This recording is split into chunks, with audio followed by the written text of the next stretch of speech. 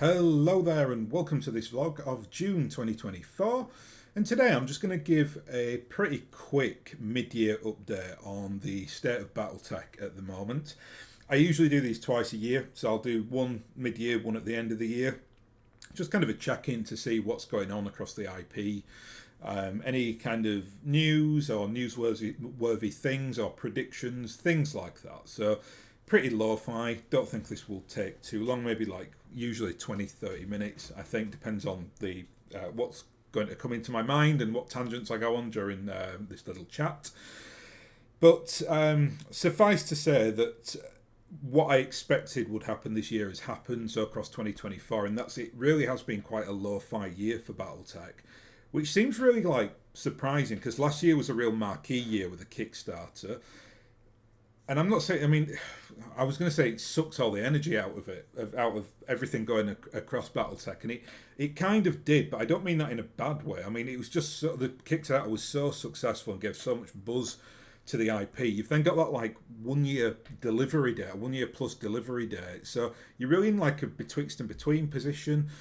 Catalyst Game Labs as well, you know, the current custodians of the tabletop for BattleTech, they can't really do that many more initiatives until that Kickstarter is fulfilled because they've just got so much going on with the Kickstarter and the logistics of the Kickstarter. So it does become one of those like situations where we're all just kind of sat waiting for that thing, and then when the thing comes, then we'll, you know, all the content creators will have the content and people will have new miniatures to paint and to, you know, new books and things like that. But it does feel a little bit like we've been on ice for a year. I certainly feel like that, and I think a lot of people feel that way as well. That then does have an impact on like the wider IP, because, you know, if people have spent several hundred or $7,000 on the Kickstarter, they're then probably thinking to themselves, okay, I don't need to really spend anything on BattleTech now because I've had my fill of it and we'll get this big reward at some point in the near future. Maybe I need to be a little bit more like that because I do tend to buy far too much in this hobby. But, you know, regardless, I think the general consensus is that people will do that big buy and then it will slow down a little bit naturally. Catalyst then, you know, they've got to be smart with that. Like, they don't want to be pushing too much during that, like, betwixt and between period because it might not sell as well. So I've noticed that, you know, they've did like the Star League packs. One of them has come out. They've done like I think maybe like 1 or 2 mercenary boxes have dropped since the Kickstarter was all announced.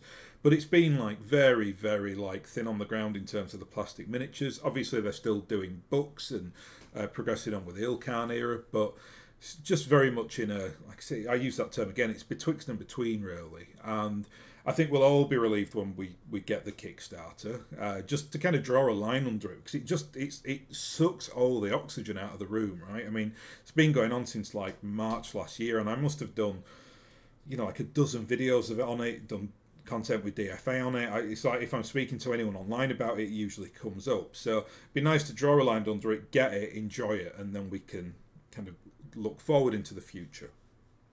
I suppose that inevitably brings us on then to Kickstarter news. I can't really not address that. It's going to be a big elephant in the room otherwise. As of recording, it's now June the 24th. Across all the accounts that I have with Backer Kit, which is the management system of the Kickstarter, not one of the Kickstarters has yet shipped. If yours has shipped, can you please comment below and let us know? I think channels like this are quite good for that kind of intel, because I've got like people all over the world watch this little channel. So even though the channel is small and it might only do like 500 to 1,000 views, the comment rate is really quite healthy. I think I'll usually get between like 40 and 100 comments a video.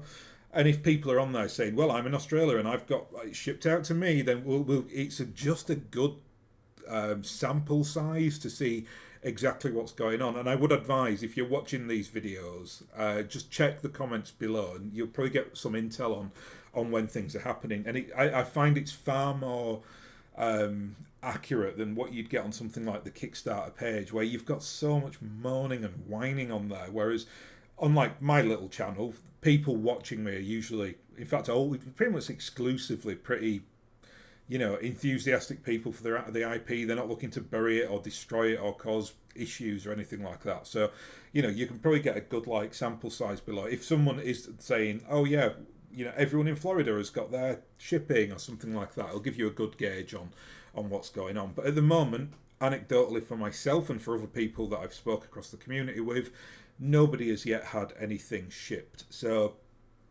keep your eye out for that one. What that does mean, and again, I can't say I care about this, but I know some people will get uppity about it. It does mean that the June deadline has been missed. I mean, even if they shipped it tomorrow in the US, I'm guessing you're not going to get that shipment before July starts.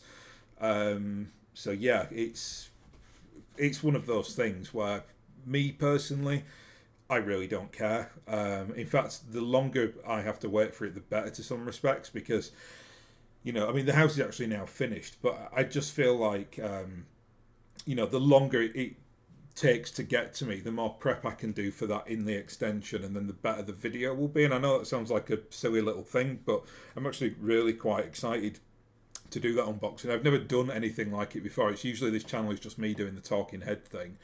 So that'll be a little bit more interactive. Whereas literally, if I did it now, the floor has literally just been laid. So I'm like still kind of deciding what's going to go where and everything else. So yeah, it's one of those situations where for me personally, I don't care. I don't think people, I mean, we've waited over a year for it anyway, so I don't think anyone is that upset. And if they are really upset about it, they've usually got some kind of agenda, or they want to hit Catalyst with a stick over other things. So I take all that with a massive pinch of salt. But if it does come in July, August, I'd be absolutely fine with that. I think you've got to accept that there are going to be roadblocks on these massive like logistics shipping projects. They've obviously they've had issues, some of which are not of their own making, some of which they are. I mean, I do think that all the shipping issues they had were really quite problematic and could have been avoided, but hey ho, mistakes happen, whatever.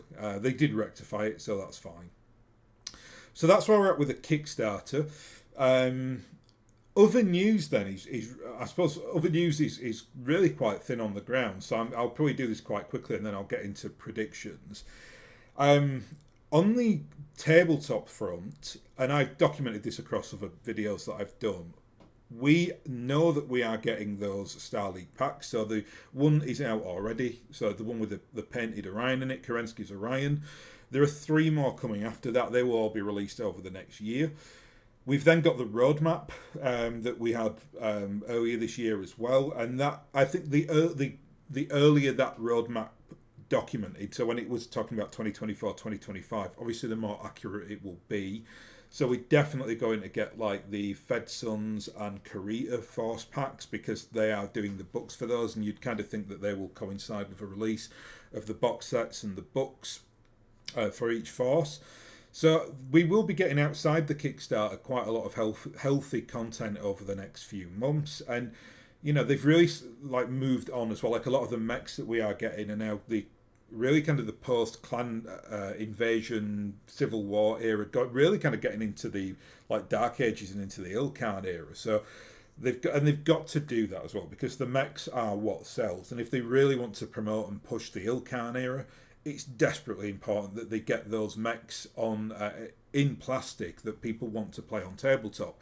I'm not talking about like derpy, metal models that only a handful of people buy. I'm talking about plastic retail, hammerheads and regents and these like new mechs that they've done plastics for. They really need to continue that line and get the new product and out there. And as well, I think they'd be wise, and they're doing this to some extent, using the updated TROs for some of the classic minis as well, which they've kind of done that. Like I've talked about before, the really good TRO for the classic mechs in the Ilkhan era, where the mechs like if you were using the catapult, it would be an updated tech catapult, so it'd have like LRMs of Artemis on there, and maybe like I don't know, extended range medium lasers or impulses or something like that instead of the regular medium laser. But you can still use it like WYSIWYG with the catapult that you just get in a game of Armored Combat. So I think there's a commercial plan there for sure.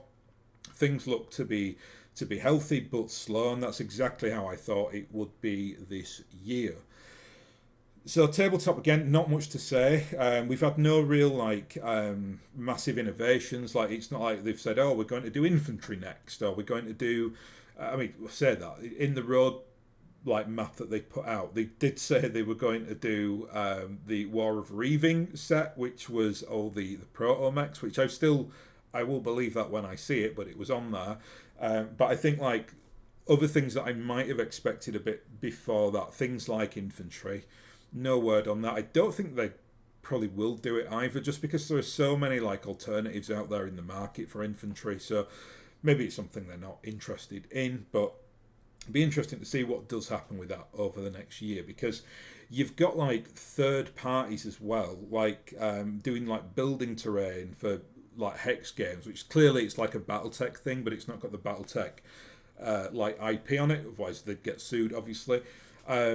I kind of get the impression as well there's a little bit of heat between Catalyst and certain companies that do stuff like that, which I kind of get, and they may have a case against them, possibly. I'm not sure. I don't know the ins and outs of the legalities of it, but I could understand why it's a two-edged sword, is that right? Catalyst really should be looking at monetizing that themselves, but then if somebody else does it first, why would they bother? And companies do have to be a bit smart, I think, with the IP. I've talked about this before, but I always bring this back to Blood Bowl, which is a game that I absolutely love and adore.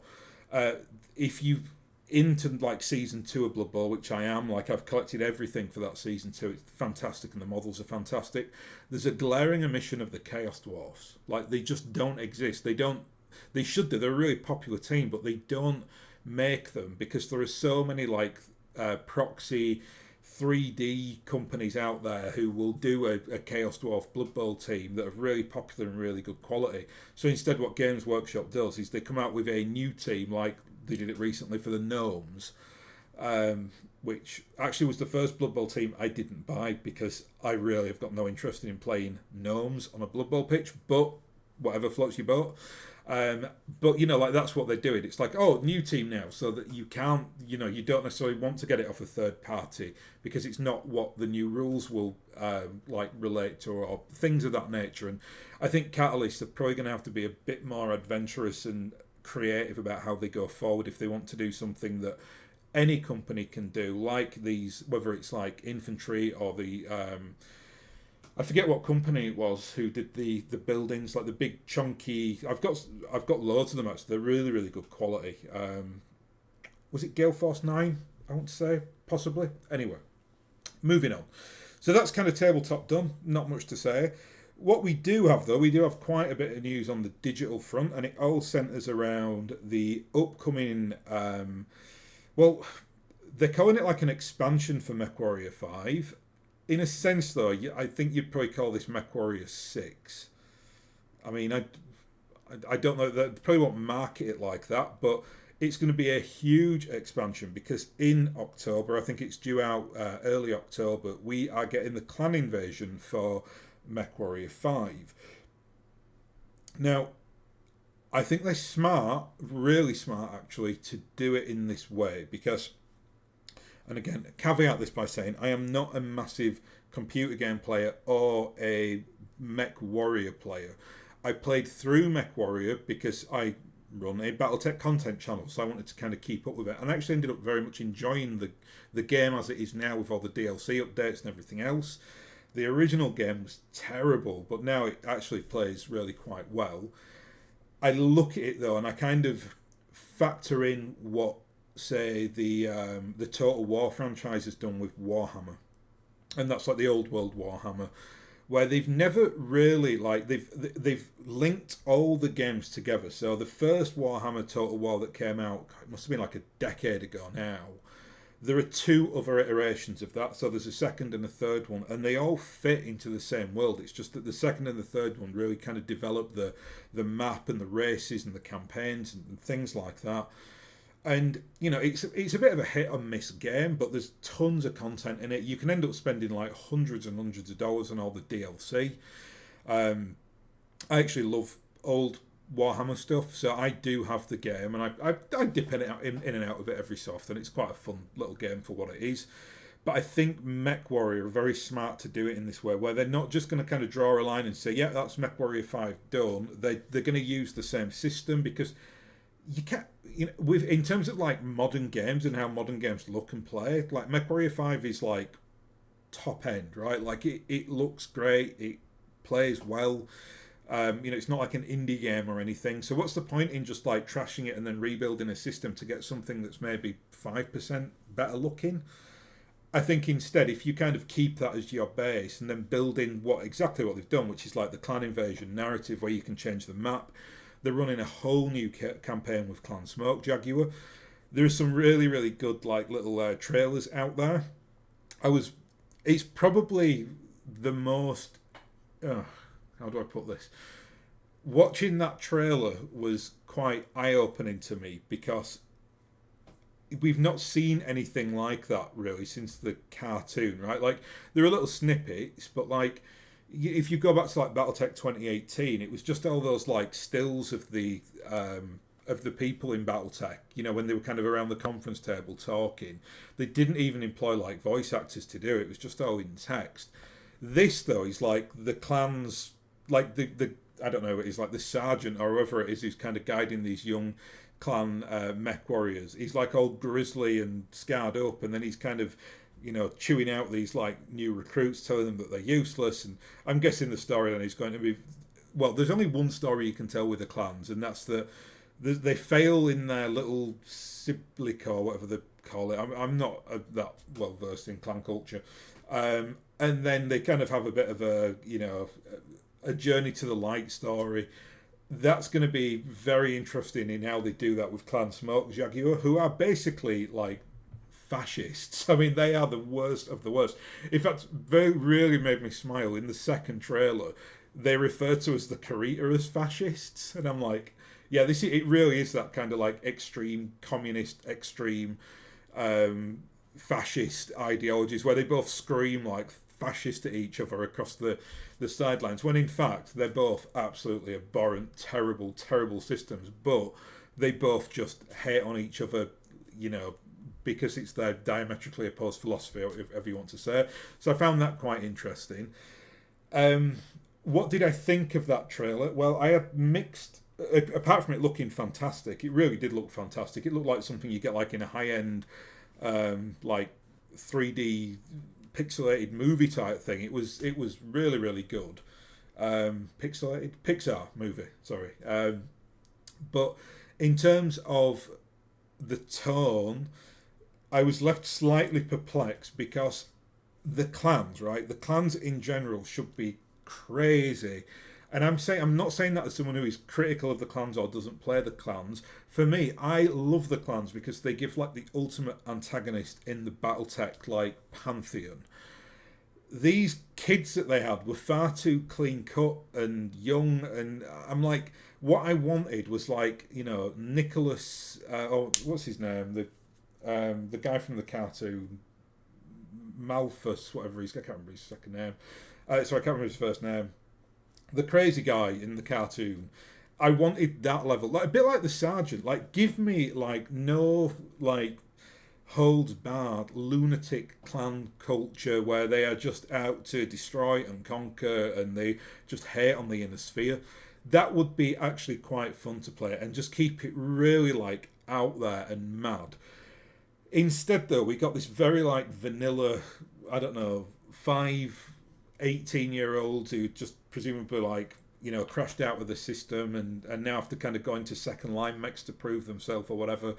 Like, that is absolutely not what I would have expected to see from the clans, especially if you're going to do Clan Smoke Jaguar. Like, if you do Clan Wolf, I could be more forgiving as that, because, well, in fact, a lot more forgiving, because Clan Wolf are very much the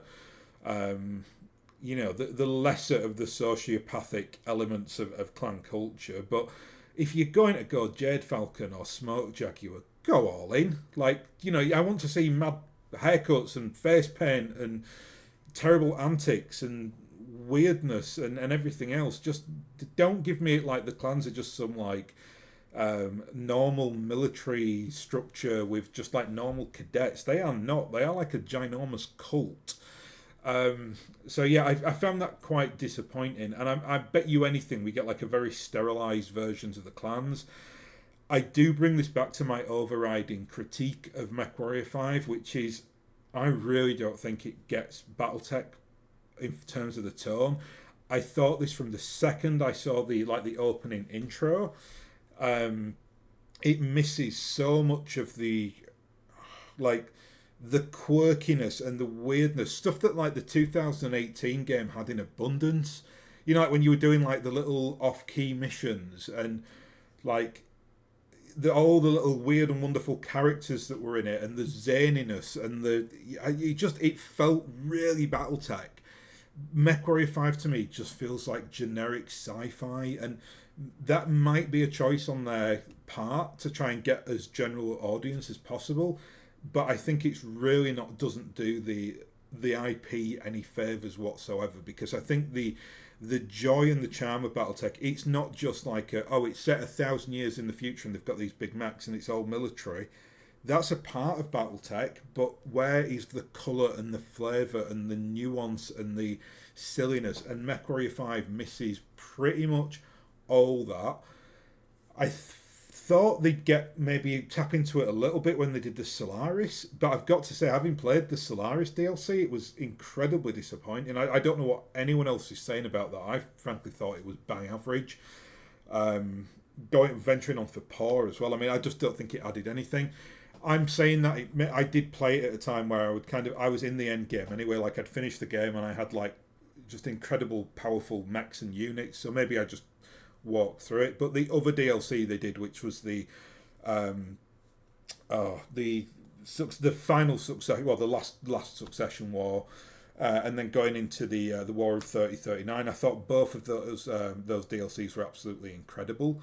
But you know, like real letdown with the Solaris one, unfortunately, and I felt like that could have been so much better, so more well done, but you know, it just really missed the mark. And I feel like this Clan DLC, it's like, you know, they can't get it right. They do like a great expansion, but they don't get the kind of tone and character of BattleTech, which is what I felt over things like the War of 3039. As good as the actual gameplay and the actual expansion was, they do the Solaris thing and it's really like lacking on the gameplay. I'm like, I think we're going to get the same here. I think the gameplay for the clan invasion will no doubt be great, but it will just be really quite clean cut, and I don't think it'll be that interesting, to be honest. So can't say I'm that excited about it, but again, keep in mind I'm talking about someone who is not a big MechWarrior 5 player or a big shooty like player in general. I am much more comfortable with tabletop games and playing something like Civilization in terms of like what I'd play on a PC. So yeah, there's that. Predictions then. So I suppose there's not much to predict to some extent because we have got the roadmap already. But let's talk about another elephant in the room here. Will they do another Kickstarter? And the guys at DFA and I discussed this on the last jump point. So I'll go into a bit more detail on that if you did see that episode. I think they will do another Kickstarter, but I think it will be very small. And I think it will be one of two things, but I think they'll do both of these eventually. I think the first one, and this is from the scuttlebutt that we're hearing across the BattleTech community, they will do BattleTech Aces. Aces, which is a fantastic name. Whoever came up with that, well done. I applaud your marketing ability there, because Aces, obviously Ace is denoted as like a single thing on a card deck. It is the game, like the single player variant of tabletop BattleTech. I say single player, it's kind of I suppose it's like giving an AI system for an opposition, so that you could play you could play it as a collaboration game with like your friends. So you could like manage a mercenary regiment and all have like a little force each that you dip in and out of, and then you basically, your Thursday night gaming or whatever is you versus whatever force you come up with, and someone kind of takes the role of like game master, rolling the dice or whatever they need to do, or drawing the cards for the opposition, and then your opponent then, which is just the AI, you then can kind of tackle it together. And I think that it's really quite popular for people to be able to play those collaborative games. So I think it's a fantastic idea. Really, really excited to see what they come up with for that. I think from what I hear, they've been like testing on it for quite a while now. So hopefully they've got some like a really good little system that they can give us. If they do that as a Kickstarter, I really do think it will be like a box, right? So one thing that you, I mean, they might do a couple like, oh, buy this and get this challenge coin or something.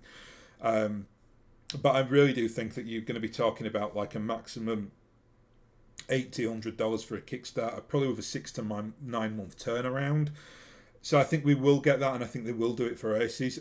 All anecdotally as well, from speaking to people across the community, I think there's a massive appetite for that like AI gaming system, and they will, no doubt, Catalyst will know that as well. So hopefully that's something that we get.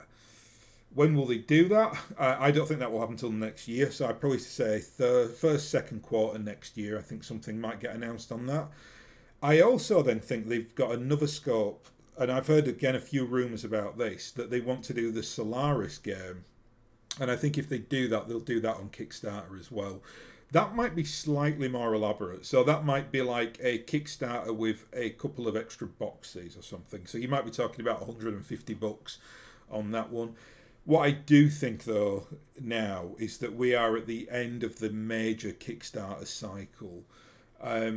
Someone asked me recently if that does happen, do I ever think that they'll do a Kickstarter on the one that we're going to get over the next few weeks level ever again? The answer to that is yes, I think they will. I thought for the longest time that it was the end of it, but I'm going to give my justification for why I think they'll do it and what I think they'll do it on. And when I say this, I'm talking like 3 to 5 years down the line, so not anything in the short term. I think if BattleTech goes as we think it will go over the next few years, so there'll be, the IP is healthy. If Catalyst maintain the IP license as well, because obviously that will come up for tender, at some juncture, no doubt, but I don't know. I have no data or details on that. But if they are still in charge of it, they are so in on the Ilkan era. I think we might get like an Ilkan era Kickstarter. And that could be at the similar kind of levels for what we saw on like the Clan Invasion, where they basically do all those new mechs. That at that time there'll be multiple new TROs with new mechs, things of that ilk. And then I think they'll be all in on that to do like a, maybe even do something really out there, like a new variant of the game or something like that that ties into the Ilkan era. I almost guarantee that these discussions are going on within Catalyst, because they know that it's almost like when you're talking about business strategy and planning, you've obviously got your now and your short term and your long term. The now is sorted, the Kickstarter, and they just made like $7 million plus on that or whatever it was. Plus they're still kind of doing well at retail. Your short term, you've got that roadmap coming up, and you're going to have a big push in sales after the Kickstarter gets released and people go to all those like gaming shops to get the models that they want, because some people won't have signed up for the Kickstarter and they were happy to get it at retail. You've then got your roadmap going into like the new Force packs, but then after you get past that like 2 to 3 year window, you've got to have some kind of informal idea about what you want to do. And I think they'll be looking at it like, those discussions will be had. Like maybe the license gets renewed in 3 years, and they'll be thinking, well, if Topps give us the license again, the first thing we're going to do to kind of show our intention is to then do another big Kickstarter.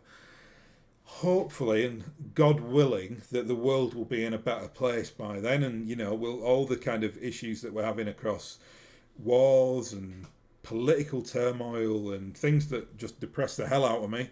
Hopefully that the world will be in a more secure place by then.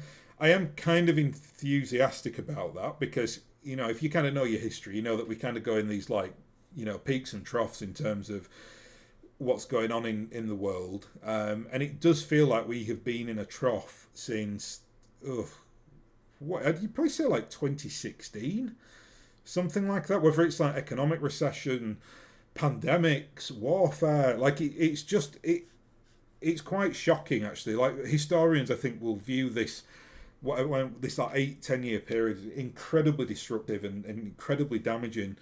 But hopefully we have one of those like early 90s optimism waves over the next like few years, and we can somehow get back on track. I'd always kind of back humanity to kind of pull itself together eventually, but you do have to go through some dark times seemingly to get through this. I mean, I've got very close like eyes on the French election over the next few weeks. That's going to be very, very interesting for the world. So, we'll see what happens. But, generally speaking, I brought that up as a kind of a BattleTech thing as well, just to say that in 3 years, hopefully, you won't have like shipping lines being attacked, and the economies will be more secure, and there won't be like war in parts of the world where there shouldn't, where there hasn't been war in a long time, and now suddenly there is.